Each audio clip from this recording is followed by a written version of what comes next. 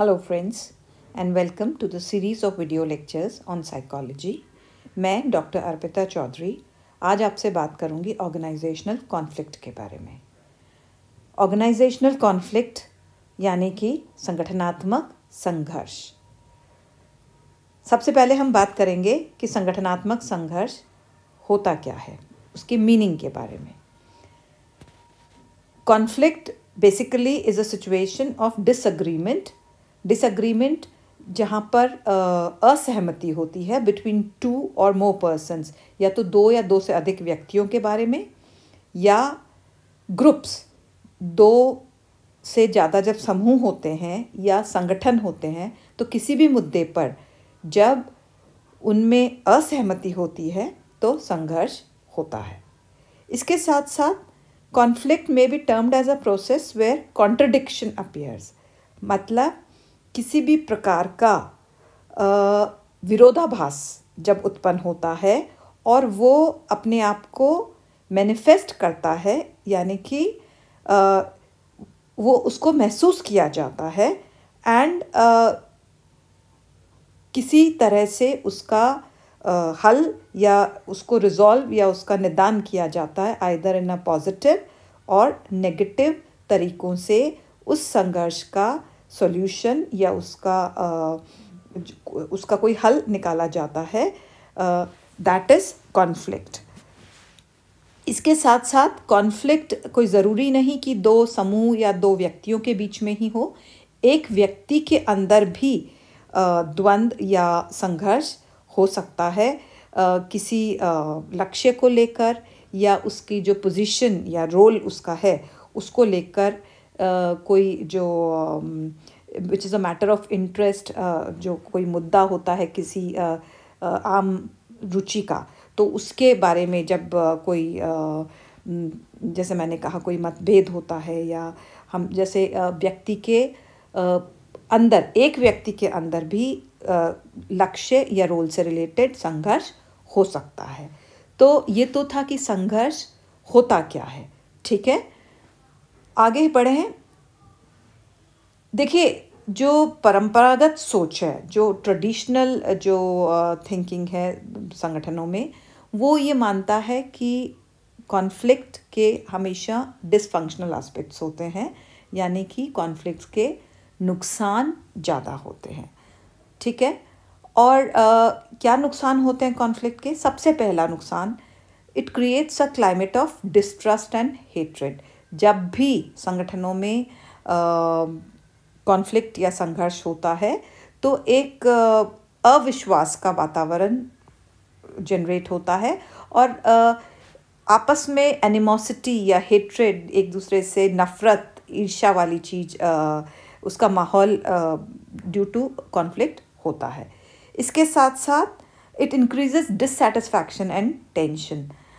जब संघर्ष जब दो व्यक्तियों में या जो समूह में जब संघर्ष होता है तो उससे असंतोष जन्म लेता है, और असंतोष के साथ साथ टेंशन या स्ट्रेस बढ़ता है। अलॉन्ग विद दिस हम ये देखते हैं कि इट लोअर्स एफिशिएंसी, व्यक्ति की प्रभावशीलता, उसकी जो कार्यकुशलता है उसमें ड्यू टू कॉन्फ्लिक्ट कमी आती है, और इसके साथ साथ जो वर्कर्स होते हैं उनका जो मोरल होता है या मनोबल होता है वो भी कहीं ना कहीं ड्यू टू कॉन्फ्लिक्ट कम होता है। Another dysfunctional aspect of conflict is that कि इसकी वजह से जो एम्प्लॉयज़ होते हैं वो उनमें एब्सेंटिज्म और टर्नओवर की प्रवृत्ति ज़्यादा होती है। ये क्या होता है? देखिए, जब भी संगठनों में कॉन्फ्लिक्ट की स्थिति होती है तो व्यक्ति का कार्य में एक तरह से मन नहीं लगता, और वो कार्य से ज़्यादा छुट्टियाँ, एब्सेंट रहता है, छुट्टियाँ लेता है। इसके साथ साथ जॉब्स बहुत जल्दी टर्नओवर, मतलब वो छोड़ देता है एक जॉब से दूसरी से, तो ये स्विच ओवर बहुत ज़्यादा होता है बिकॉज ऑफ कॉन्फ्लिक्ट। एक और जो इसका नकारात्मक प्रभाव है वो है एक्सीडेंट्स बढ़ते हैं। जब भी संगठनों में कॉन्फ्लिक्ट की स्थिति ज़्यादा होती है, समूह में आपस में जब संघर्ष होता है, द्वंद्व होता है, उससे जो ऑर्गेनाइजेशंस के अंदर एक्सीडेंट्स ज़्यादा होते हैं।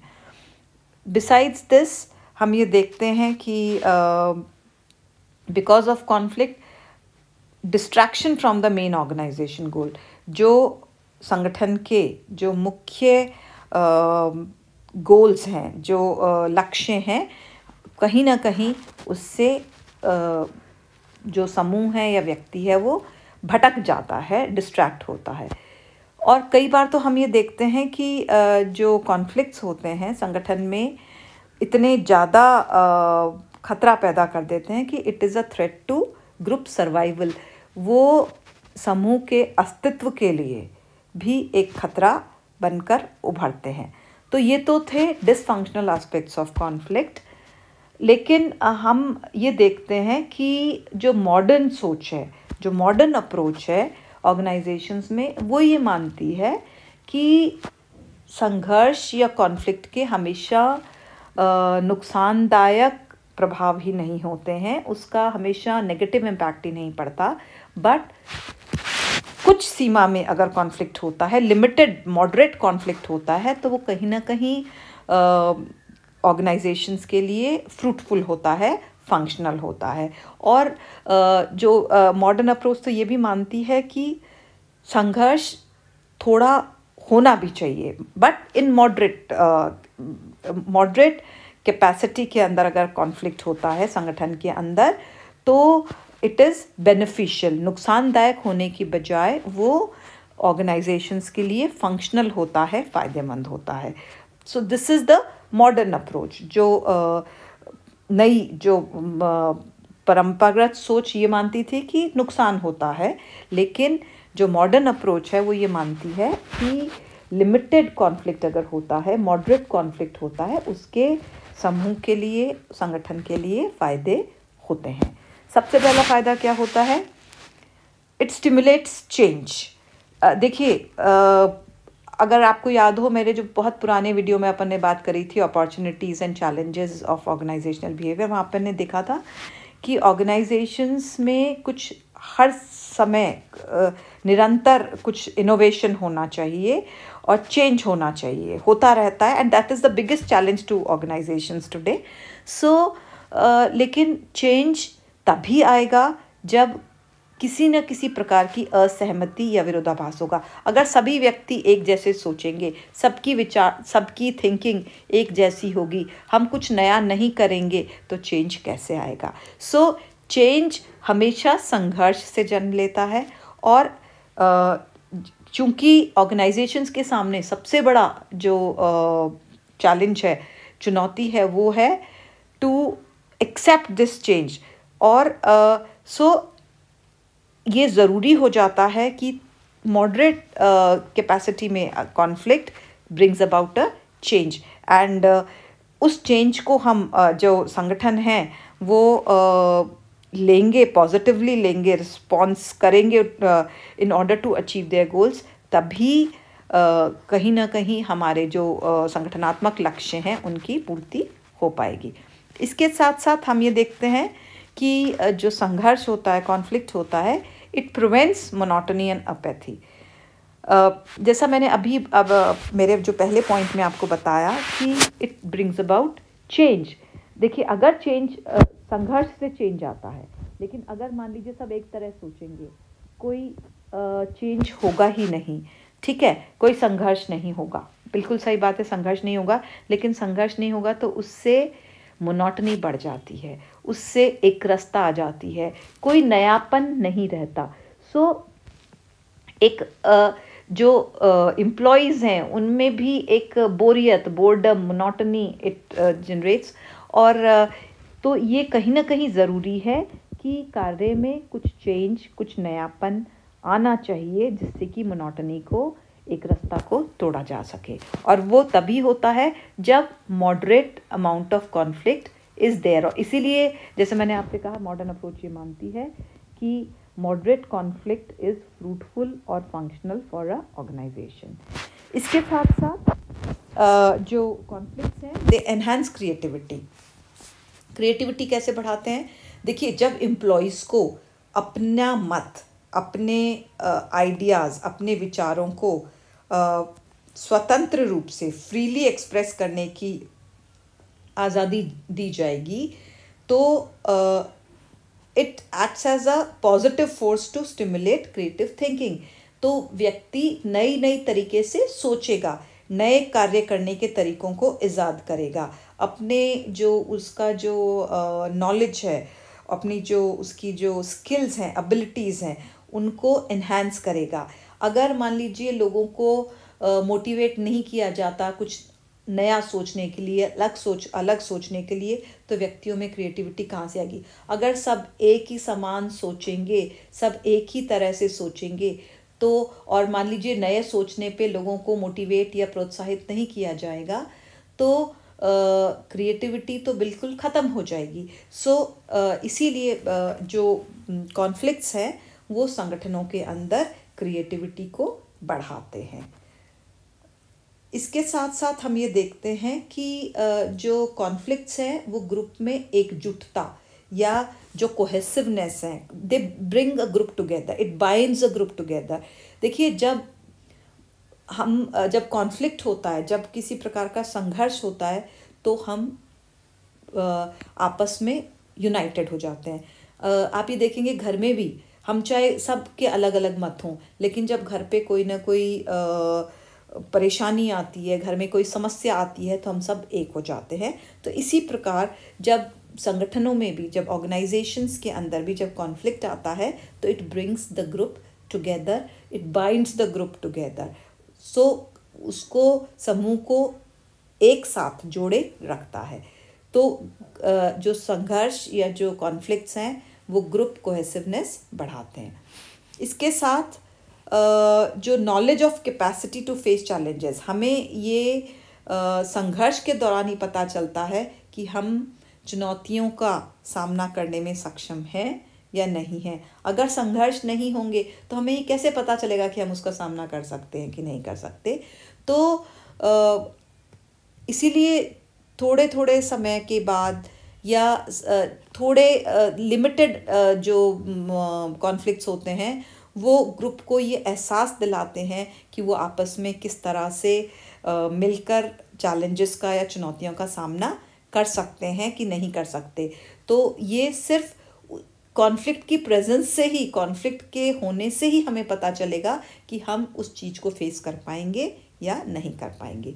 इसके साथ साथ हम ये देखते हैं कि संघर्ष के दौरान ही अच्छे नेतृत्व का जन्म होता है। हमें पता चलता है कि कौन किस में क्या लीडरशिप क्वालिटी है, कौन किस तरह से ग्रुप को लीड कर सकता है।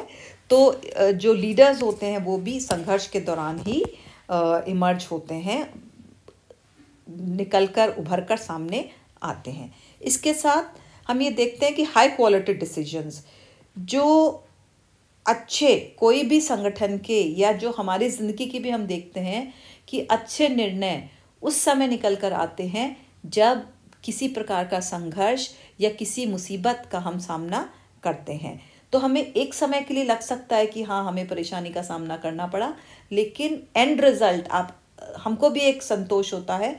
हम ये देखते हैं कि हाँ, I was capable of doing that. So it is only after a conflict is there in a organisation कि हम अच्छे निर्णय ले सकते हैं और हमें इस चीज़ के ऊपर इन द रिट्रोस्पेक्ट कि हाँ, कॉन्फ्लिक्ट के अंदर हमने इतना अच्छा निर्णय लिया, ये पता चलता है। इसके साथ साथ हम ये देखते हैं कि डेफिनेटली जो कॉन्फ्लिक्ट हैं हमें उससे कई बार टेंशन्स या स्ट्रेस होता है, लेकिन इसके साथ साथ स्ट्रेस रिलीज़ भी होता है। कॉन्फ्लिक्ट होगा तभी हमारे जो अंदर का असंतोष या जो तनाव है उसको एक आउटलेट संघर्ष के रूप में मिलता है। So it not only adds on to the stress, लेकिन उससे आपको स्ट्रेस आउटलेट भी मिलता है। तो कहीं ना कहीं जो कॉन्फ्लिक्ट्स होते हैं वो ऑर्गेनाइजेशन के अंदर एक मीडियम बनते हैं for the release of tension and stress. इसके साथ जब हम ये देखते हैं कि जब मोनोटनी ख़त्म होती है, कुछ नयापन होता है, क्रिएटिविटी होती है, तो it adds on to productivity जो एम्प्लॉयज़ हैं उनकी जो कार्य उत्पादन क्षमता है उसमें बढ़ोतरी होती है। और इसके साथ हम ये देखते हैं कि कॉन्फ्लिक्ट के प्रेजेंस से ही हमें हमारी कमियों का पता चलता है। देखिए, मुसीबत के वक्त ही हमें हमारी स्ट्रेंथ्स और वीकनेसेस का अंदाज़ा होता है। So conflict provide a feedback to the management about what is wrong, कि क्या कमी रह गई, क्या गलतियां हमसे हुई और किस तरह से उनको सुधारा जा सकता है। तो फ्रेंड्स, ये तो थे कि किस तरह से कॉन्फ्लिक्ट कैसे होते हैं, क्या होता है और उनके क्या फ़ायदे और क्या नुकसान हैं। So that was all about organizational conflict. Please continue to watch my videos on organization and psychology.